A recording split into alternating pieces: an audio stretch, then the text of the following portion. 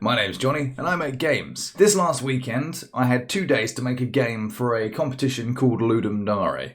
So you have the theme announced on a Friday. For the Saturday and Sunday you have approximately 48 hours, depending on whether you sleep or not, to then make a game. The theme for this competition was delivery, and I decided upon a pirate nautical theme whereby a bunch of cats are delivering tea to the Americas and you're being beset by pirate schnauzers.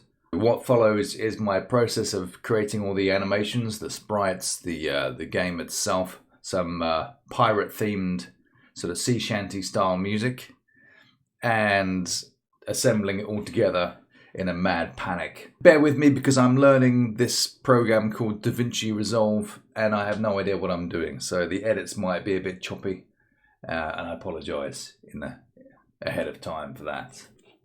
So I usually put in a bit more effort in terms of coming up with concepts, but this time round I think I had a pretty good idea of what I was going to do from the start. So these are other ideas that would have made it.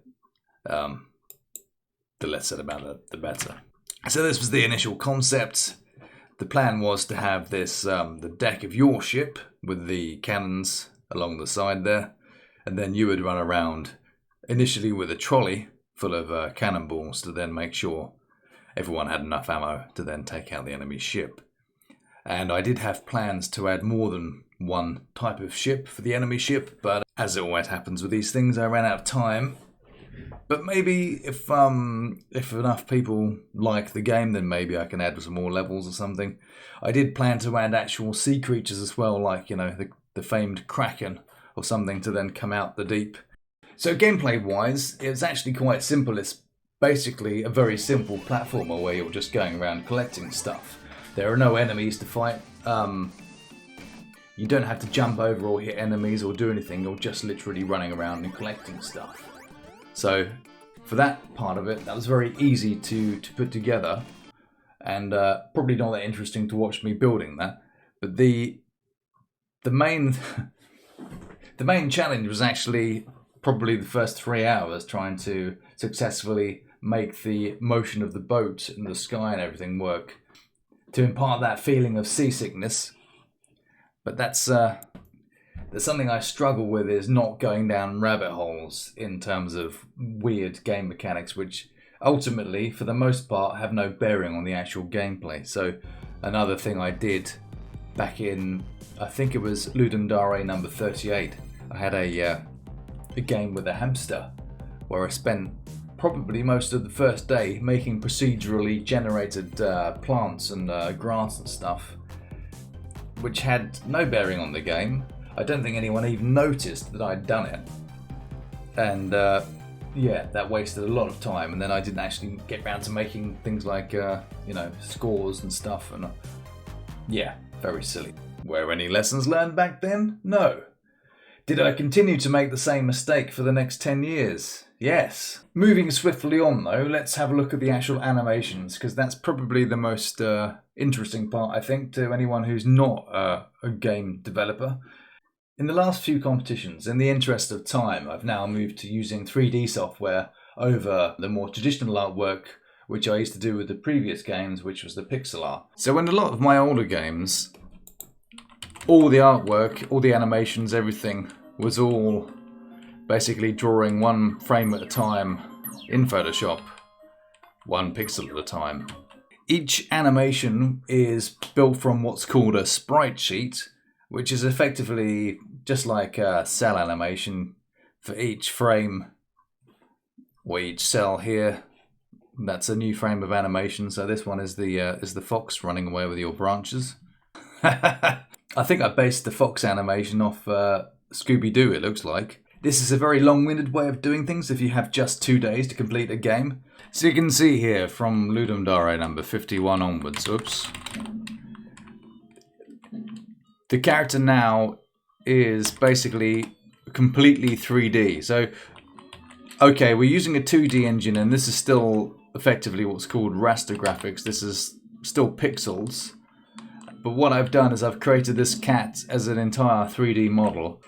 So all the things I wouldn't have been able to do again with traditional frame-by-frame pixel animation, now I could explore a lot more in terms of the movement of the character, the way he moved, all that kind of stuff. So this was so the cat game you just saw. You can see this is a completely 3D character. So I mean, it's not particularly detailed, and then I didn't even build a skeleton for it. I was that lazy. But it wasn't really necessary, to be fair. I mean, again, it's rendering out at very low resolution. So I'm running through all the animations there. But if I go ahead and render this, you'll see. I mean, I've made them quite bright. But yeah, you can see there's not a lot of detail there, but just enough when it's in motion. You get that sort of that feeling of 3D-ness. So for the latest one, for this game, it's a bit more sophisticated with the animation, so I actually do have a fully working rig now for the character here. And if I just expand this timeline out so you can see the full lot, you see I've got animations, quite a lot of animation now. But I wanted to have something going on with the non-player characters, so there's something always happening, so it felt a bit more dynamic. And anyone who knows anything about canons can tell me this is all completely incorrect, but the main thing was just to have the cats be doing something. So they're, I mean, I have no idea how realistic any of this is, but yeah. So he loads a cannonball in there. There's a little door on the back. He then spins the cannon round again. Probably not realistic, being able to spin a cannon with a flick of a wrist, but there you go. And then priming it with his priming stick thing, and then lighting the fuse. I didn't actually get around to I was going to animate some fuse sparks and stuff with some, but anyway, you get the idea. The cannon fires, and this one is the animation he does when he's out of ammo. So he's just waving at you, and this just loops to then say like, "Get over here." The player character is pretty much the same rig.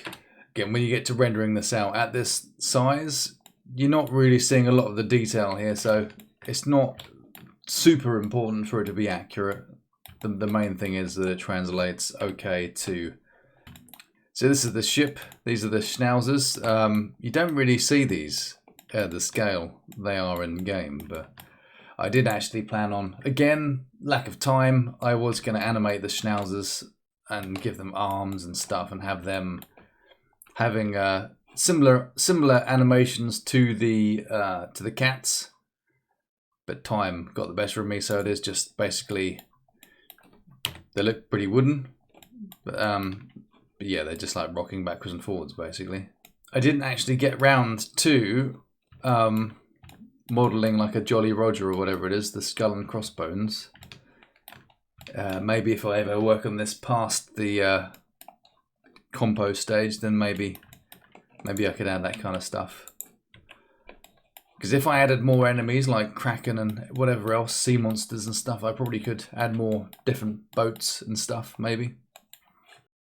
So on the first day, I think I must have subjected myself to at least 4 hours worth of non-stop sea shanties to try and get the right atmosphere. Pray you'll never suffer the like again. Haul him away and a holy high, not a friend to interpose. And that's where the music came about. So because I hadn't had much experience writing sea shanties, I borrowed a MIDI version of a sea shanty and then used that as a template with the instruments and the time signature that came with it to then try and build my own. I mean, technically not stealing, I've just used the instruments and the time signature, right?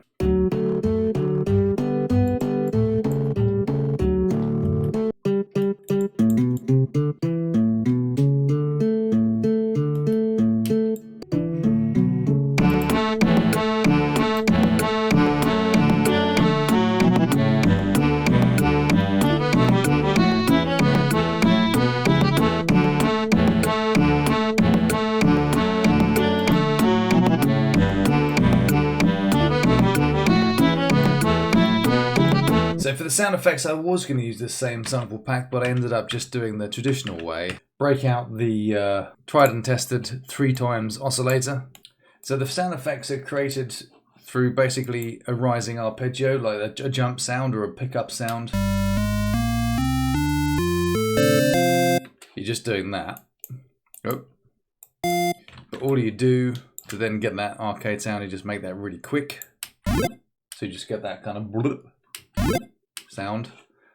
And that's how all the effects were made in the game. So there you go. That's how you make a game in 2 days. If you like this kind of stuff, do hit the subscribe button, because I'm trying to make it to 500 after nearly 10 years on YouTube. Maybe I'll get the magic 500.